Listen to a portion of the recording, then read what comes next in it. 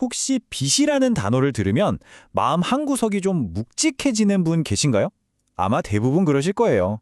월급날이 되면 카드값이랑 대출이자로 통장에 정말 잠시 머물다 사라지는 돈을 보면서 이번 달도 무사히 넘겼다 하고 안도하는 동시에 왠지 모를 헛헛함을 느끼곤 하죠.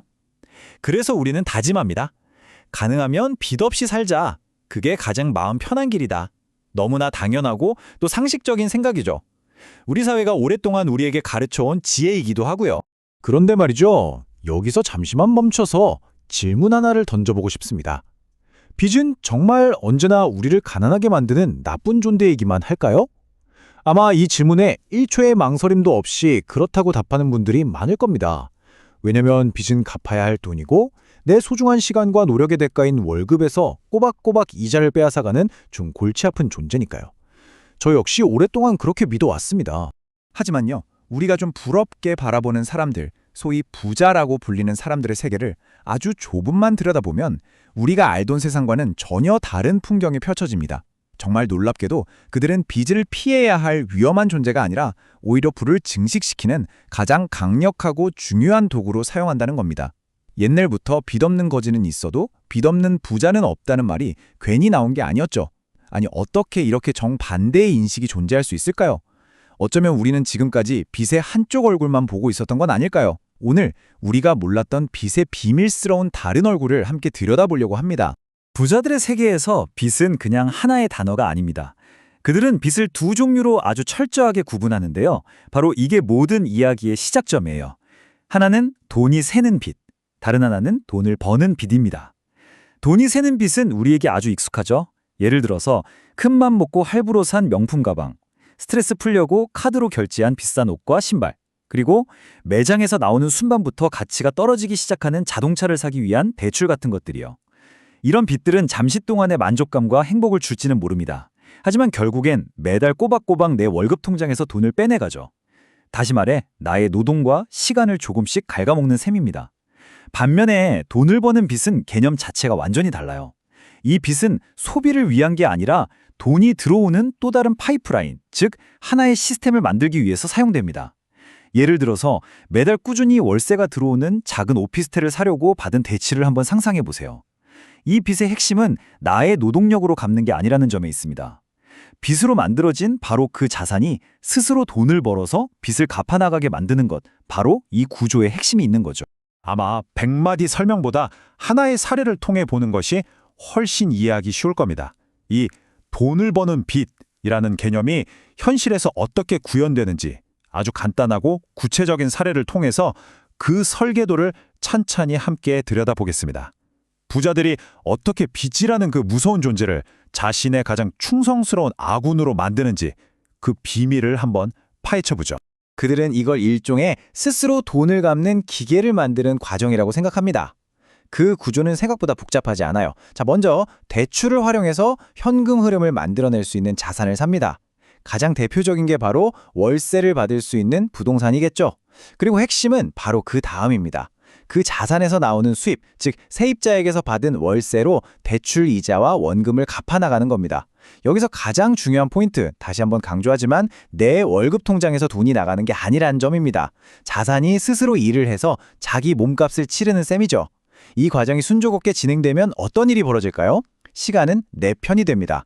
시간이 흐를수록 대출원금은 점점 줄어들고 온전한 내 자산의 비중, 우리가 순자산이라고 부르는 게 눈덩이처럼 불어납니다. 결국 다른 사람, 즉 세입자가 내준 돈으로 내 자산을 사게 되는 아주 흥미로운 구조가 완성되는 겁니다. 자, 이 슬라이드의 숫자를 보면 개념이 훨씬 명확해집니다. 가령 대출을 받아서 작은 오피스텔을 하나 샀다고 가정해보죠. 이 오피스텔에서 매달 꼬박꼬박 들어오는 월세가 160만 원입니다. 그리고 은행에 매달 갚아야 하는 대출 원금과 이자를 합쳐서 140만 원이라고 해보죠. 그러면 매달 들어오는 돈 160만 원에서 나가는 돈 140만 원을 빼면 20만 원이 남습니다. 바로 이게 플러스 현금 흐름이라는 겁니다. 어떤가요? 금액이 그렇게 커 보이지는 않죠. 하지만 이 20만 원이 갖는 의미는 생각보다 훨씬 큽니다. 이 돈은 내가 잠을 자는 동안에도, 가족과 휴가를 즐기는 동안에도 이 시스템이 알아서 만들어내는 돈이거든요. 그리고 이 작은 잉여 현금이 있다는 사실 자체가 내가 얻은 이 빚이 나를 괴롭히는 돈이 새는 빚이 아니라 나를 위해 일하는 돈을 버는 빚이라는 가장 확실한 증거가 됩니다. 이 자금 플러스 현금 흐름이 바로 전체 시스템을 멈추지 않고 계속 굴러가게 만드는 아주 중요한 엔진인 셈입니다. 그러니까 이 모든 구조의 심장에는 바로 이 한 문장이 있는 겁니다. 내 월급이 아니라 자산의 수입으로 빚을 갚는다. 이 원칙을 이해하는 순간 우리는 돈과 부를 바라보는 새로운 관점을 얻게 됩니다. 부의 축적이 오직 나의 노동시간과 월급 인상률에만 의존하는 게 아니라 잘 설계된 시스템을 통해서 스스로 증식할 수 있다는 가능성을 보게 되는 거죠. 이것이 바로 노동소득에만 의존하던 삶에서 자본소득이 함께하는 삶으로 넘어가는 아주 중요한 첫걸음이기도 합니다. 물론 이쯤 되면 이거 결국 부동산 투자 이야기인가 하고 생각하실 수도 있습니다. 하지만 부동산은 가장 이해하기 쉬운 예시일 뿐이고요. 이 원리는 다양한 자산에 적용될 수 있습니다. 예를 들어 안정적인 배당금을 주는 우량 주식을 담보로 대출을 받아서 또 다른 자산에 투자할 수도 있고, 꾸준한 현금 흐름을 만들어내는 작은 가게나 사업체를 인수하는데 이 원리를 활용할 수도 있습니다. 진짜 중요한 건 어떤 자산인가 보다 스스로 빚을 갚아나가는 플러스 현금 흐름 구조를 만들 수 있는가, 바로 이 점입니다. 잠깐 생각해보면 이런 질문이 떠오를 수 있어요. 아니, 이미 수십억, 수백억 자산이 있는 부자가 왜 굳이 빚을 내지? 그냥 가진 자산 조금 팔아서 쓰면 되는 거 아닌가? 네, 아주 합리적이고 당연한 질문입니다. 하지만 부자들은 파는 것보다 빌리는 것을 훨씬 더 선호하는 경우가 많습니다. 여기에는 아주 치밀하고 전략적인 이유들이 숨어 있죠. 가장 큰 이유는 바로 세금입니다. 만약 10억에 산 부동산이 30억이 되었을 때 이걸 팔아서 현금화하면 양도차익 20억에 대해서 상당한 세금을 내야 하거든요. 하지만 30억이 된 부동산을 담보로 10억을 빌리는 건 자산을 판 게 아니기 때문에 세금이 발생하지 않죠. 둘째는 기회비용입니다. 내가 가진 주식이 앞으로도 계속해서 성장할 황금알을 낳는 거위라고 확신한다고 해보죠. 당장 현금이 필요하다고 해서 이 거위의 배를 가를 수는 없는 노릇이잖아요. 자산은 계속 일하게 만들면서 그 자산을 담보로 돈을 빌려 쓰는 것이 훨씬 현명한 선택일 수 있습니다. 이런 이유들 때문에 그들은 사고, 빌리고, 죽을 때까지 보유하는 그런 전략을 구사하기도 합니다. 자, 여기까지 듣고 나면 빚이라는 도구가 꽤나 매력적으로 보일 수 있습니다. 하지만 세상 모든 일에는 동전의 양면이 있듯이 이 강력한 전략에도 분명한 그림자가 존재합니다. 이쯤에서 이런 의문이 드는 것이 지극히 정상이죠. 만약에 경기가 나빠져서 월세가 안 들어오면 어떡하지? 금리가 갑자기 폭등하면? 집값이 폭락하면? 네, 맞습니다. 일이 계획대로 풀리지 않았을 때 나를 위해 일하던 이 강력한 도구는 순식간에 나를 공격하는 가장 위험한 무기로 돌변할 수 있습니다. 빚이라는 도구는 아주 잘 드는 칼과 같습니다. 훌륭한 요리사에게는 멋진 요리를 만드는 도구가 되지만 잘못 다루면 자신을 크게 다치게 할 수 있죠. 이 돈 버는 빚 시스템의 엔진이 멈추는 순간은 보통 세 가지 시나리오로 찾아옵니다. 첫째, 금리가 예측보다 가파르게 오르는 경우입니다. 아까 그 예시에서 월세 수입 160만 원은 그대로인데 은행에 내야 할 이자가 140만 원에서 170만 원으로 오르면 어떻게 될까요? 어제까지 매달 20만 원을 주던 시스템이 오늘부터 내 월급에서 30만 원을 갉아먹기 시작하는 겁니다. 둘째, 자산 가격이 하락하는 경우입니다. 내가 산 집값이 떨어지면 담보 가치가 하락하고 은행은 대출의 안정성을 위해 추가 담보를 요구하거나 최악의 경우 자산을 강제로 매각할 수도 있죠. 셋째, 가장 직접적인 위험인데요. 현금 흐름 자체가 멈추는 경우입니다. 세입자가 갑자기 나가고 몇 달간 집이 비어있게 된다면 월세 수입은 0이 되지만 대출 상환 부담은 고스란히 저에게로 돌아옵니다. 바로 이런 치명적인 위험성 때문에 투자의 대가들이나 진짜 부자들이 가장 중요하게 생각하는 제1원칙은 역설적이게도 돈을 버는 것이 아니라 절대 망하지 않는 것입니다. 화려한 수익률보다 생존을 우선하는 거죠. 왜냐하면 한 번의 실패로 모든 것을 잃고 시장에서 퇴출당하면 다시는 이 게임에 참여할 기회조차 없다는 것을 너무나 잘 알기 때문입니다.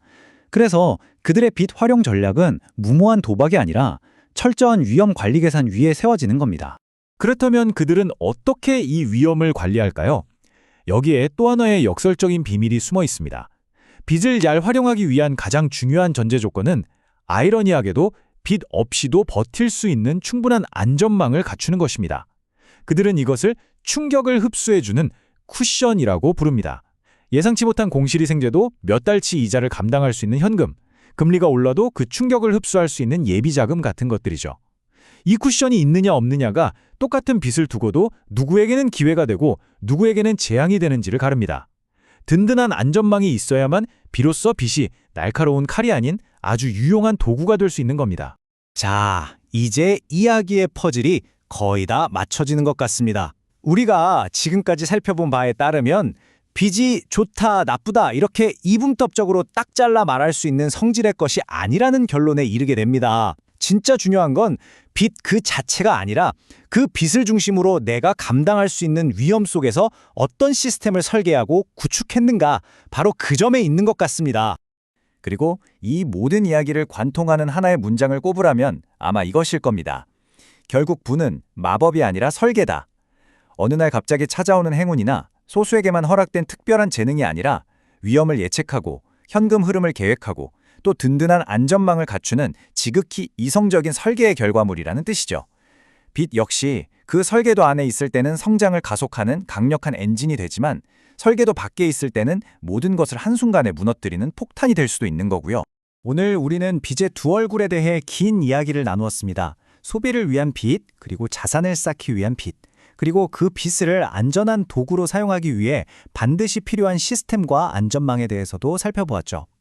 이 이야기를 마무리하면서 어쩌면 우리가 스스로에게 던져야 할 진짜 질문은 빚이 좋은가, 나쁜가가 아닐지도 모른다는 생각이 듭니다. 그보다 더 근본적인 질문은 이것일 수 있습니다. 나에게는 나의 노동력 외에 꾸준히 돈이 들어오는 현금 흐름이 있는가? 이 질문에 대한 답을 조용히 생각해보는 것만으로도 우리는 돈과 삶을 바라보는 새로운 창을 열게 될지도 모릅니다.